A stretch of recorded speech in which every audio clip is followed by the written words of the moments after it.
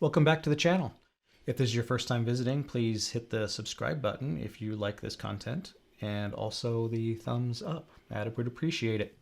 So today we're going to talk about the behind the scenes from the short film that I created called Awakening. If you haven't seen the film yet, right up here in the corner I'm going to put a card so that you can go over and watch it, and then after you watch it you can come on back and we will continue. I'll put a chapter marker right where we're at now. We'll do a little bit of a breakdown. I didn't plan on doing a behind the scenes when I filmed it, so I didn't have any actual footage of the setups or anything like that. So we'll talk a little bit about it before we hop into Premiere, and then we'll talk about the editing and some color choices. Let's talk about equipment first. The entire thing shot on a tripod, obviously, because I was the only one doing any of the filming. I had it set up on a Geekoto lightweight tripod that can convert into a monopod. Obviously I didn't use the monopod, I use it just as a tripod. The camera is the same one that I'm filming on currently, which is the EOS R, and the lens is the lens that I'm using currently, which is the 15 to 35 f2.8 lights. So I have 3 of these Hue Go lights.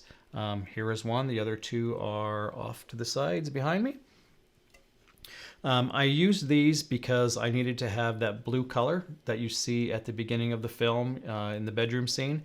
And I'd actually stacked these across the dresser, all 3 of them, set them to, I believe it was the tropical twilight scene, which I thought was a decent representation of blue at the time. They're handy because you can change them to any color you want.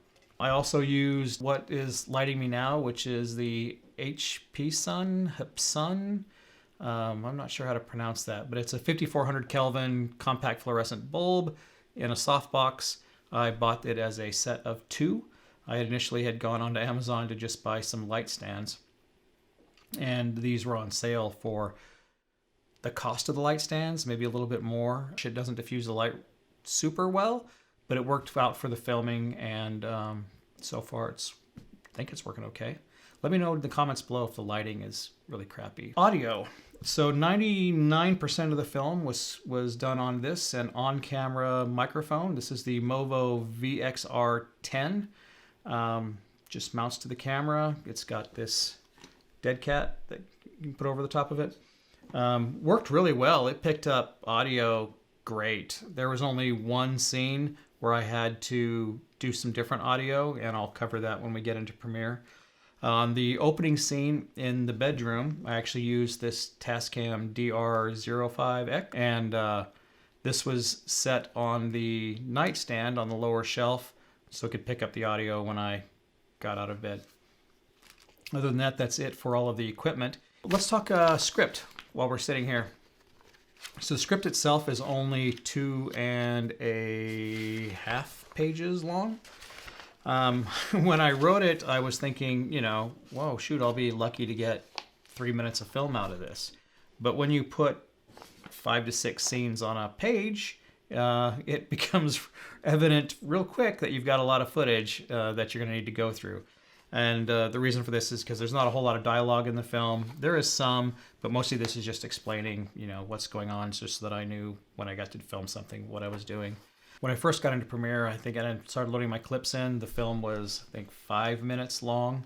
And since I had a cutoff of 3 minutes based on the festival that it was being entered, I had to obviously wipe out a lot of that. And I had not even filmed the final scene yet.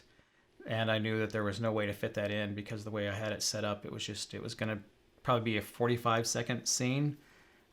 Maybe I could cut it to 30, but I would have to cut out so much of the other stuff that the ending probably wouldn't make any sense. The final scene that you see in the film, just note that was not the final scene as it was supposed to be. The final scene, when the eyes open in bed, they weren't supposed to be red, it was just eyes opening in bed. And Frankie, the character, gets out of bed, walks into the desert. I had planned some drone shots showing that, getting some nice coverage there, and then after making it seem like he was walking forever, he would just drop down to the ground, start digging a hole and pull out a container. And when he opened that container, there would be this firefly effect of lights going up into the sky, and then Winston's voice would come on and say the children are released. And that gives the sense that perhaps Winston is an alien character and has taken over Frankie to release the children. But the way the film ended up being cut and the way it was released, it makes it seem more like Frankie was just an AI, perhaps trying to take over the world. I did create a shot list for the short film. I use an iPad app called Shotlister. It's also on the you can also use it on the iPhone, but it's really nice. It lets you set up like interior, bedroom, morning, so you can do your scene, you can do the type of shot that you're doing. It's a pretty cool app, and I'll put a link to it down at the bottom in the description. That came in super handy when you're doing it by yourself, and so it would have been easy for me to forget something. I started out, as you can see on the script, in which we'll get to later. If you can see that, I X'd this off. That meant that I had filmed that, but it didn't necessarily cover what I wanted to cover. So yeah, having a shot list was invaluable. Voice actors. So let's talk about Winston and the other female voice AI, which actually didn't have a name because she only has a couple of lines. I was originally planned on doing those myself and then just trying to do voice modulation to change my voice, but that seemed like it would just not work out real well. What I did was I went to Fiverr and found 2 voice actors. It took a long time. I scoured it for hours, but the 2 actors I found were simply amazing. Jimmy Lockett, the voice of Winston, he was amazing to work with because I had never hired a voice actor before. He asked me lots of questions, wanted to get a sense of what was going on. He then provided me several different versions, and I actually use more than one version of his reading in the film, just because the way he did it fit better. And with Gwendolyn, there wasn't as much back and forth, but she took the direction I gave her and delivered the lines just like I wanted. She gave me exactly what I asked for. So they were both amazing. I'll put links to their profiles down in the bottom as well in the description, and you can look them up if you ever need voice actors. I highly recommend them. Future me here. So as I was editing this video, I determined that it was just going to be way too long. So we're going to come back in the next video and actually go into Premiere Pro, look at the editing and that process. So if you like this video, please do subscribe, give it a thumbs up. I believe if you hit the bell, it'll give you a notification when that video releases.